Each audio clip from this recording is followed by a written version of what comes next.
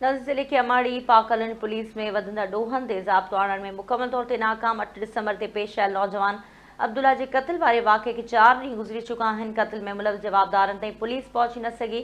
वारसनि police जी कारकर्दगी ते सवाल उथारे छॾिया आहिनि। पाक कॉलोनी में ॾोहनि जी सूरतहाल ॻणती जोगी हद ताईं वधी वई आहे। पुलिस फायरिंग में मार्चवेल मोटर मैकेनिक अब्दुल्ला वल्द सईद मोहम्मद जे कातिलनि ताईं अञा ताईं पुलिस न पहुची सघी आहे। नौजवान पंहिंजे भाउ सां गॾु डिफेंस खां मोटरसाइकिल ते आबदाबाद वापसि पे आयो।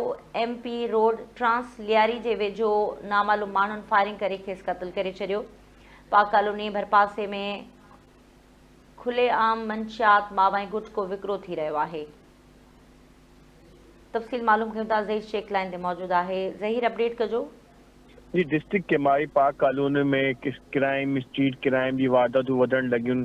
गुटको मावो सरेआम विकिरो थियण पाक कॉलोनी के अंदर 8 दिसंबर ते हिकु वाक़ियो थियो जंहिंमें अब्दुल्ला नामी हिकु मैकेनिक जेको पंहिंजे भाउ सां गॾु पंहिंजे घर वञी रहियो त उनखे जेको आहे हिकु माण्हू अची करे मथे में गोली हई, जंहिंखे 4 ॾींहं गुज़रण जे बावजूदि FIR थियण जे बावजूदि हिनमहिल ताईं मुल्ज़िमान जेके आहिनि फरार आहिनि। पुलिस जो चवणु आहे त मुल्ज़िमान जी ॻोल्हा जारी आहे, पर हिनमहिल ताईं कंहिं बि मुल्ज़िमान जो सुराग न लॻायो आहे। हिन ताईं ॿुधायां त पाक किमाड़ी जे अंदरि स्ट्रीट क्राइम बि तमामु वधीक वधी वियो आहे। हिन सां गॾु मावे गुटके जी जेकी सप्लाई आहे उहो बि हर केबिन ते उते जेकी बि केबिन आहिनि उते सप्लाई सरेआम मिली रही आहे। उते क्राइम जेको आहे ऑर्गेनाइज़ क्राइम तमामु वधी रहियो आहे। हिन टाइम ते पुलिस जी कारकर्दगी बिल्कुलु ॾिसण में नज़र नथी अचे। जी ज़ेर, वॾी महिरबानी तफ़सील आहे।